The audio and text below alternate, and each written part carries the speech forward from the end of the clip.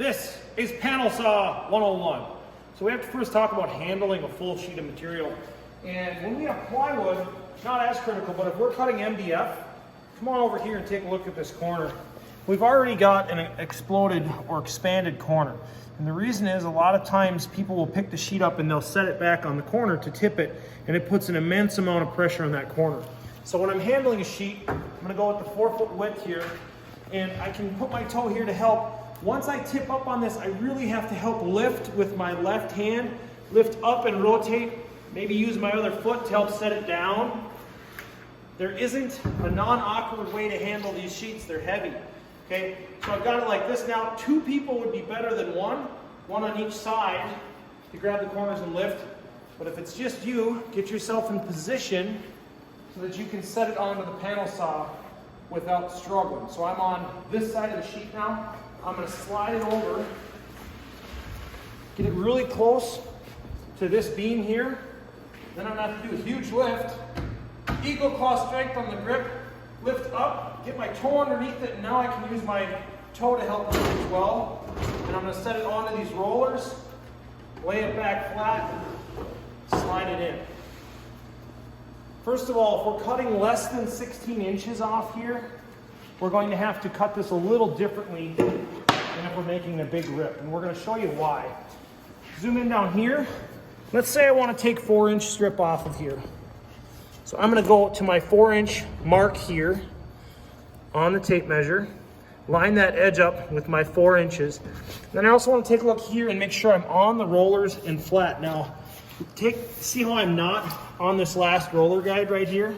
This is a problem. So I'm going to pick this up, get it in there. It has to be contacting these rollers and sitting flat.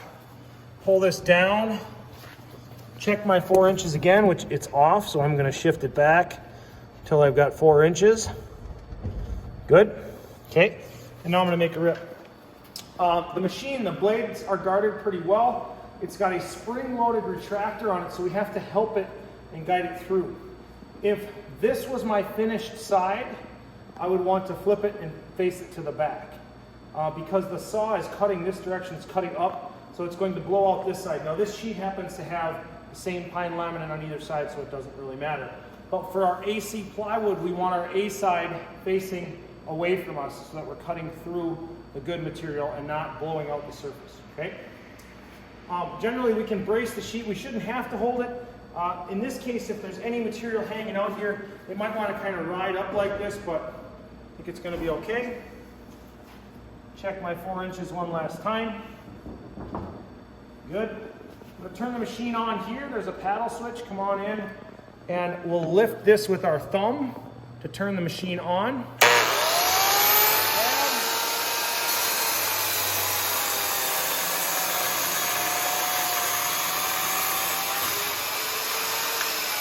I'm going to shut the switch off. Let the machine come to a stop. What can happen when we're cutting smaller pieces, what can happen is they will tip in and close.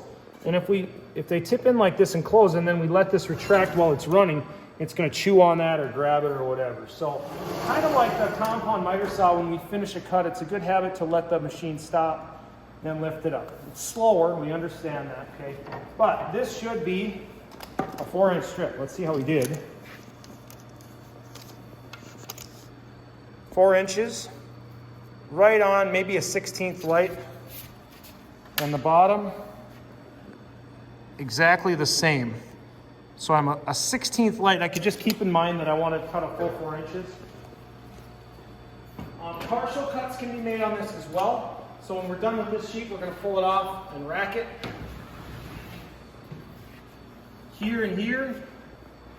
Again, lift up and rotate in the air.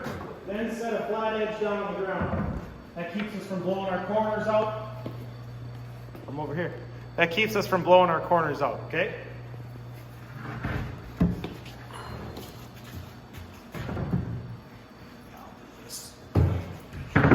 Oh, I got dust there. Okay, this is our 5/8 AC2. This is our A side. This is our C side. So we're going to face our good side away from us take a look at not factory edge here, right? We're waving all over the place. Here, I believe we have a good factory edge. Looking down it, it's super straight. So I can put that factory edge down on the rollers, slide it in. Let's get this scrap piece out of the way here. And then I can make a cut. Now, if I want to cut a piece to size, I'm not going to measure over here. I'm going to come over on this side and say I want a 16-inch panel. So I will then line up with my 16-inch mark on this side. I've actually got the wrong side facing out here. I got my A side. There we go. Let's try that now. 16. Good.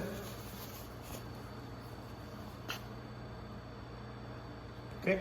And I want you to watch what happens right here when we finish this cut, because we've got just one roller on here. That piece is going to tip in and close. That's why we don't want to bring the saw back up.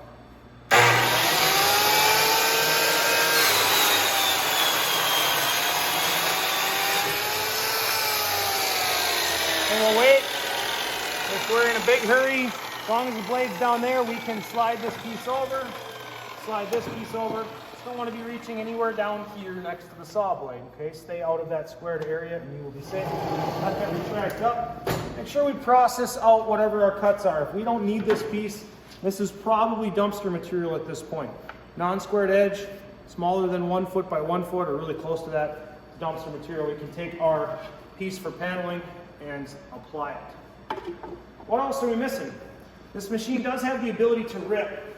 We don't use it for that much, but I will show you the capability of it. We can bring it down to a certain height indicated here. If I wanted a 30-inch panel cut, I would stop at the 30-inch mark, tighten up this half clamp right here, if you can show that. So I am tightening this half clamp. That squeezes on the slide rail and then it can't move. Then I would pull these two pins and rotate the head of this cutter 90 degrees. It's going to lock in.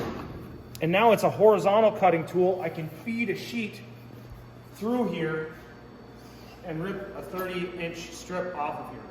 Typically, we would do this on our table saw. We don't use it for ripping as much, but it does have that capability or that functionality. I mentioned these clamps, why it's important to keep these clamps off of the flush surface. You can see why that's important when we put a piece of sheet material in here. If these clamps project out, they're going to push on our sheet material, not cut it square. So something I forgot to mention is that if we're cutting a bigger rip, like almost a half sheet, in this case if we wanted to cut 35 inches, our tape measure down below doesn't extend that far, we can't see it. So we're in about the 40-inch range here. What we have to do is make a mark up on top of our sheet, and then we would look up inside. So if you take the camera and look up inside there, about a quarter inch more. That looks pretty good. okay, visually line it up, and then we can make that cut. Scene.